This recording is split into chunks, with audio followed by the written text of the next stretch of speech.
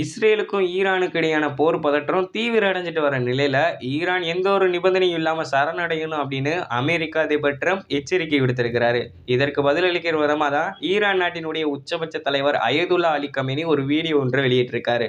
அதுல நாங்கள் யாருக்காகவும் சரணடைய மாட்டோம் அப்படின்னும், தங்கள் நாட்டு மீது தாக்குதல் நடத்தினா ஈடு செய்ய முடியாத அளவுக்கு சேதத்தை சந்திக்க நேரிடும் அப்படின்னு அமெரிக்க அதிபர் ட்ரம்புக்கு பதிலடி கொடுத்திருக்கிறாரு.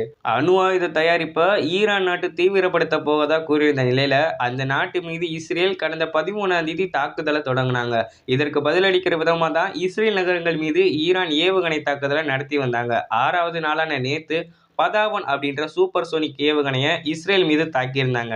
அதே நேரத்துல நேற்று ஒரே நாள்ல ஈரான்ல 40 இடங்களை குறி வச்சு இஸ்ரேல் தாக்குதலை நடத்தியிருந்தாங்க.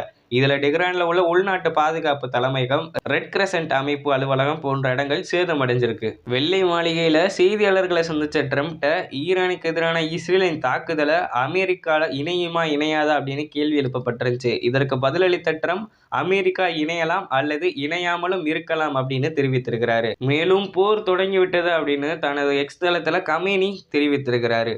ஈரான் மீது தாக்குதல் நடத்தி இஸ்ரேல் மிகப்பெரிய தவறு செஞ்சிட்டதாகவும் அவர் தெரிவிச்சிருக்கிறாரு. திணிக்கப்பட்ட அமைதியோ போரையோ ஏற்க மாட்டோம் அப்படின்னும் கமேனி கூறியிருக்கிறாரு.